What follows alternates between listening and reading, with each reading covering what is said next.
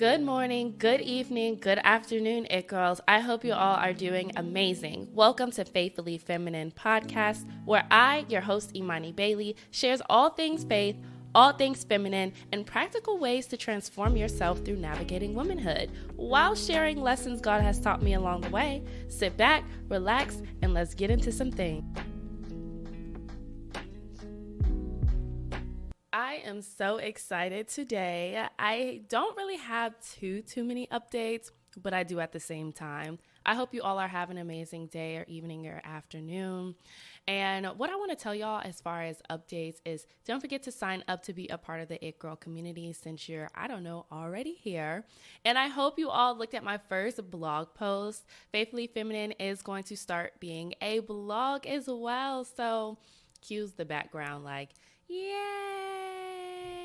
Anyway, in order to sign up, just click the link or visit www.faithfullyfeminine.com and sign up for our email updates. You really won't get too many email updates at all. I think I've only sent out two. One as a welcome and the other one for introducing the blog.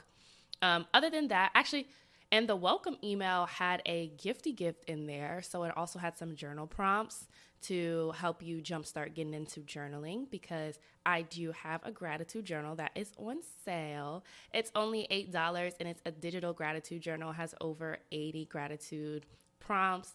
I'm currently working through my own journal that I created because I don't want to toot my own horn, but the prompts are really, really, really good. And there's something you can actually do over and over again. So sign up, be a part of the community, and let's get right into this podcast. This is the list of 10 things you should do, you need to do, you have to do, I recommend you to do before the end of the year.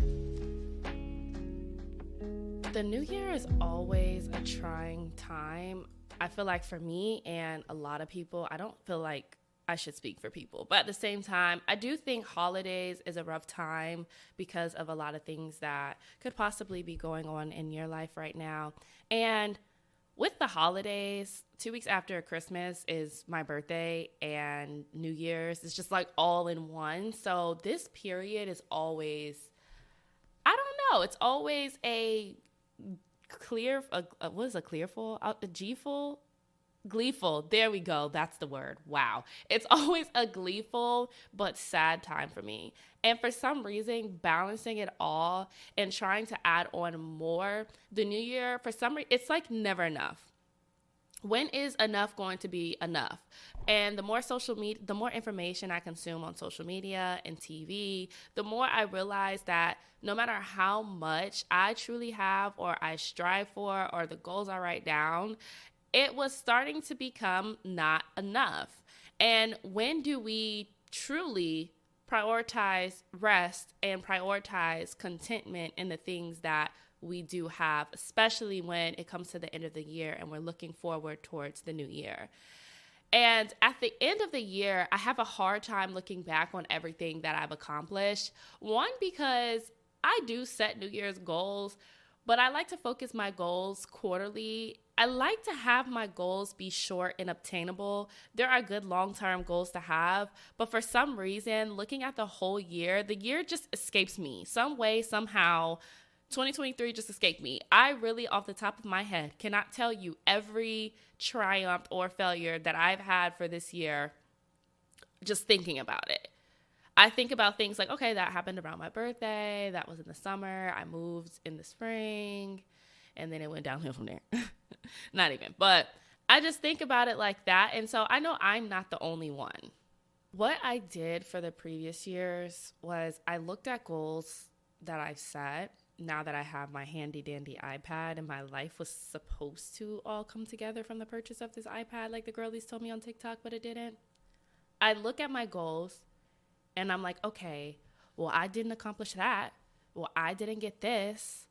Well, and I'm negating the fact that God really moved so much in my life the previous year. And he moved in a way that might not have aligned with my goals, but my goals were just my goals. I never really, until last year, invited God into the creation of my goals.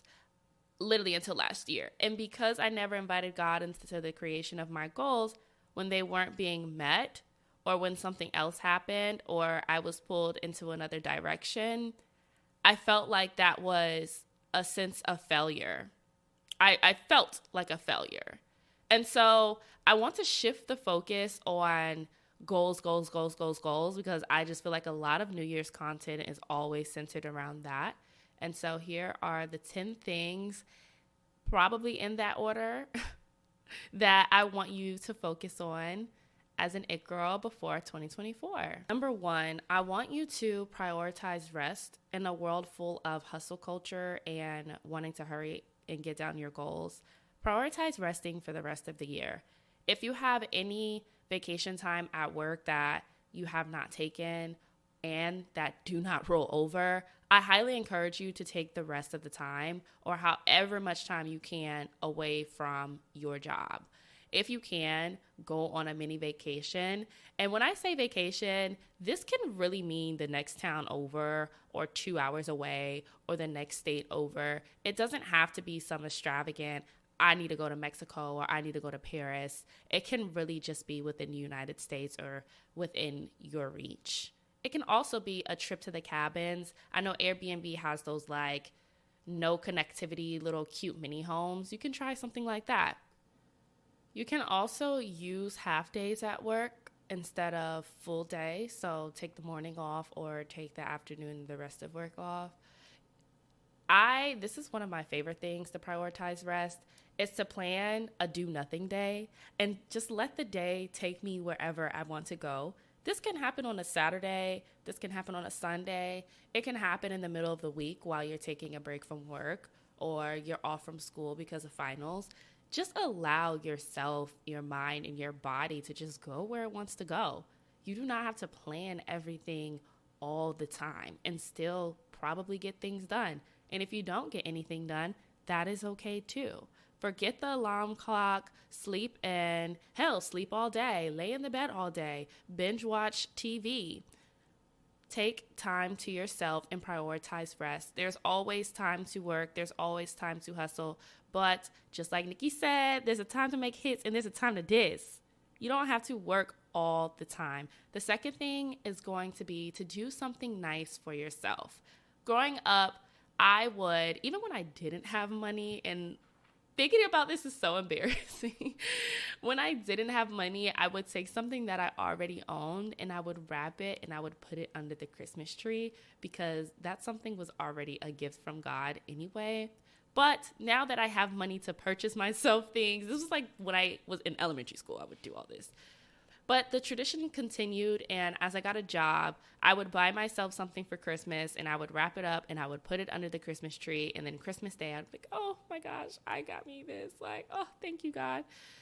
Do something nice for yourself, whether it's buying yourself a gift that you've been eyeing, I don't care how small, taking yourself out for ice cream. It doesn't necessarily have to be expensive. You can also do an at-home spa day or book a spa day, do a face mask day, scrub your whole body down like a body polish, do your own nails at home while listening to your favorite audiobook or favorite podcast, wink, wink, or relaxing music with no words. So like classical music and lo-fi, those are my favorite two types of genres to listen to with no words. And I want this to be by yourself. You don't have to spend time with someone all the time, especially when you're doing something nice for yourself. So make number 2, doing something nice for yourself by yourself. Leading into number 3, I want you to practice gratitude. This is probably one of the most important things you can do, probably besides resting. I think everything on this list is really important, but after the holiday is really hard, and around the world, I can't speak for around the world. Well, it probably is. Every day is hard for people. But the spirit of discontentness is roaming around this earth and around online more than ever, I feel like, because my parents growing up, they weren't able to see what other people had 24/7. Yeah, they had the newspaper. I be joking about my parents. I've been making them older than what they really are. It's so funny. I'm like, wow, back when y'all had to use like Morse code, but now that we're able to see what other people have 24/7 and people invite us into their lives 24/7, it creates this spirit of discontentment, and it can make you compare yourself to others. Even if you're not doing it consciously, you are subconsciously doing it. So one thing I did to practice gratitude was, one, created my gratitude journal. And this has helped me because every day I have a prompt that is focused on gratitude that I answer in my journal. And it's helped keep me grounded and content with the things that I do have. Also, number 4 is going to help with the discontentment as well. There are so many different exercises that you can do with gratitude. So the first one is doing a gratitude journal. I shared a couple of my last podcasts when I talked about the gratitude jar or the popsicle sticks that you can do. You can also do a digital gratitude jar. So whenever you are feeling down, write on a popsicle stick of something you are thankful for and collect them. Whenever you have a bad day, pick up those popsicle sticks as they accumulate, and it will remind you of all the things that you have in your life, things and people and experiences that you've had in your life. And something this year that my pastor had talked about, which I was like, oh my gosh, I'm definitely going to try this probably next week, is he said to go through your iPhone, click on the annual, and go by month, and write down all the positive things that you have taken pictures of or took a video of, positive experience, things, people, times that you enjoy throughout the year, literally every month. Go do this and do this by every month. And write down each month you've had a positive experience or something great happened into your life or something you've prayed about came to pass. And that way you will have a whole year's worth of experiences that you've probably discredited because you've been so focused on wanting to do other things. Leading into number 4, and this is probably one of my, I feel like most discounted, but something that I've gotten into recently because I've moved. And this is decluttering your space. Donate clothing, home goods, kitchen appliances, workout gear that you do not use, and make room for new blessings. Even you can declutter your space, your study desk, because it shows that studies show when you have a clean space, a clean house, it helps you have a clarity in your mind. It helps with your mental health. So declutter these spaces.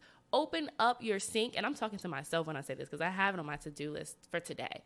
Open up under your bathroom sink and go through those hair products that you have under there. There are probably hair products under there from 2 years ago. Go through everything. Take out, throw away anything that is expired, anything that's near expired, anything that you're not using. And we have so many stuff that we probably forget about that other people could have, other people could want, other people could use. So take the time to separate 2 piles into a donation pile and a trash pile, and then divvy it up as you will. Number 5 is to learn a new skill. Why put off today what you can do? Wait. I always am getting the saying wrong. Why put off tomorrow what you can do today? Don't put off learning your new skill for the next month/next year. You can literally start it today. Start learning your new skill today or tomorrow, whatever skill you've been eyeing or thinking about doing. Just do it. And then make a plan to continue it throughout the new year. It can be a new skill to advance your career, or a soft skill you've always wanted to work on, or a skill that kind of goes hand in hand with a hobby. It's important as an adult to continue learning because it will broaden your horizons, allow you to talk to people about different things. You can make new friends with this new skill. Hell, you can market yourself with this new skill and earn more money with this new skill, or you can help others with it. There's so many things and the possibilities are endless. So don't put off learning a new skill next year. Start it today, girl, and outline your plan for how you're going to continue to cultivate that skill in the new year. Number 6 is prepare for a fast. And I know that oftentimes churches like to do the collective fast. I don't know. There's actually a name for it. When at church, we do the fast every year. It's literally a name. But anyway, churches oftentimes do a collective fast. in January. And whether you attend church or not, you don't have to do the church fast at that time. I honestly never do the fast at that time because it always falls under my birthday. And I don't know if that's a good or a bad thing to say, but it is what it is, child. You can fast on your own, pick your own dates, and prepare for the type of fast that you want to do. This year, I shared on TikTok my journey of doing my financial fast, and that was probably the hardest fast I've ever done in my entire life. And I will do it again in 2024. I most certainly will, and I probably will do it after my birthday. Instead of everyone probably going to do the Daniel fast, I'm going to do a financial fast because I need to do that again. And I follow the book by Michelle. Oh, goodness. I don't know her last name off the top of my head, but it is found in my Amazon shop, and it will be linked down in the blog also. But I follow the book every day. There was an assignment. That fast, I'm telling you, will change your life. It will change your life. It will change your outlook on how you spend and of money. And I wanted to really focus on the later half of the year, and it's going to go into the new year for me, my relationship with my finances and my relationship with money, period. Because at the end of the day, you can get new things, you can get more money, but if you don't fix your relationship with money and understand your relationship with money, you can go in treating the money that God is giving you the same way, either hoarding it up and never spending it because you're scared that it will never be replenished, or just spending it until it's all gone. So keep that in mind. You can prepare for a fast, and it doesn't have to be a Daniel's fast. It can be a Daniel's fast too. That is a wonderful fast. But it can also be a financial fast or a social media fast or a fast that just speaks to you. So prepare for a fast in the new year. 7 is going to be check your health. So I know it's the end of the year. Everyone needs to be making all of their doctor's appointments. Did you visit your gynecologist this year? Did you get your annual check, sweetie? Did you get your physical? Did you go to the dentist this year? Please check your health.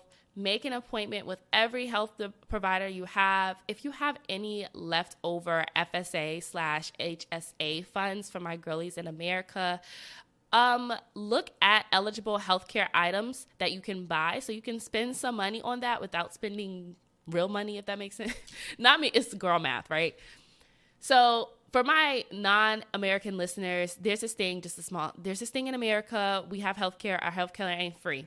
It's attached to your job for the most part. And at the beginning of the year, you could put funds tax-free into your FSA account.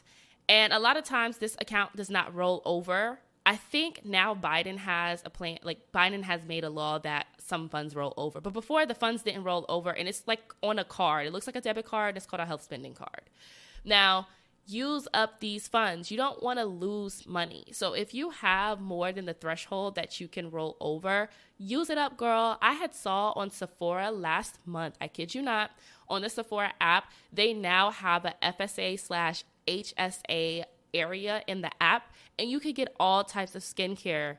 Yes, I said it. All types of skincare. So you can buy Kiehl's, you can buy all types of stuff. Look on Sephora, look on Amazon. Amazon has an HSA and FSA approved whole Amazon shop. Shop your stuff. Also, I want y'all to go through and make sure that your health products around your house are not expired. Check your medications, check your wound care, so your alcohol, your peroxide, your Band-Aids, your, Robitussin, your NyQuil. Check your household medicines and make sure that they're not expired. If they are, throw them out, and then you're going to renew them in the new year, or just renew them before the new year. Because for a lot of us, New Year is going to be cold. It's going to be wintertime, unless you're listening to this where it's completely opposite. So after setting aside to do that, checking your doctors, checking your medicines, and also shopping your FSA and HSA approved stuff, I want you to check your spending accounts. So check your accounts, make sure that you don't have any bills left over. Sometimes LabCorp or Quest or whatever type of blood work can slip through the cracks, and you might have a bill that you need to pay for. Check your bills. Check your bills, because sometimes medical bills have a way of just disappearing into thin air. And that's going to lead into number 8. I want you to volunteer before the new year. And as mentioned before, the holidays is a really tough time. So a lot of people do volunteer for Christmas or during Thanksgiving. And it can be volunteering with your church or with a local organization, or it really can even be as simple as getting a trash bag, going outside near your house, and just picking up trash to make your community more beautiful. You don't even have to do an organized volunteer expedition. But whenever you do something for someone else, no matter how small, it kind of reminds you of the things that God has done for you. Even if it is picking up trash, and you might not see that as doing that for someone else, but you're doing that for your entire community, and you're doing that for the Lord because God has given us this earth. And as crazy as it is, and as much as we don't take care of it, picking up trash is taking care of the community around you, and it's taking care of the earth and the area that God has given us. So generally people volunteer with children, but I want to just throw out different things that you can do. You can volunteer at an elderly, like a nursing home. You can volunteer at the hospital. You can also so growing up, my mom and I would volunteer on Saturdays at the nursing home, and we would do their nails and listen and have girl time. Like, girl time literally has no expiration. I don't care how old you are. The girls love a girl time. And with that, I would look forward to doing their nails. We also would deliver the newspaper to them so that they, have something to read. And it was a very good time in my life looking back. And because of that, I have more of a soft spot for the elderly than I do children. I mean, I have a soft spot more for the elderly because a lot of organizations and people are always rallying around children, and we should. But at the same time, there are so many different ways to volunteer. You can also check a website called Idealist. That is a nonprofit website where you can look at jobs in the nonprofit sector, but they also have a huge volunteer tab, and you can volunteer with different organizations you would have never thought of. I had signed up, but I was like, I'm horrible at decorating, so I had to be like, okay, I can't do this for real. But on Idealist, I had saw this organization that you could do this at your home. Like, you didn't even have to be around people. You would bake a birthday cake. You would get an order of a foster child who their birthday was coming up, and they would have their favorite cake and kind of what they wanted on their birthday cake. And you would just bake a cake or the cupcakes, and you would make it that theme, and you would deliver it to that child, or you deliver it to the organization and they will deliver it to the child on their birthday. So that's something different. You don't have to be around other people for. And second to last, number 9 is going to be check your book list or add books to your book list. I've always wanted to start a book club, but I do have too much on my plate right now. So check out your local library. If you don't have a library card, I highly encourage you, actually put this on your to-do list now, to get a library card and support the libraries in America, because look, it's some things going on. It's some strange things going on in America, and this is not the podcast for this. It's a whole nother conversation for another time. But get a library card. You can join the book club at the library, or just rent books and everything at the library. But check your book list. Add some books that you might want to read on there. One book that I currently just started actually is called, All Who Are Weary Find Rest. And that's going to be linked in my Amazon shop. Y'all know I have a whole book tab in there. So you can explore the book tab that I have in my Amazon shop and add some books, and even start a book before the new year and continue it throughout the new year. Last but not least, and I put this one last for a reason, and this is to set goals.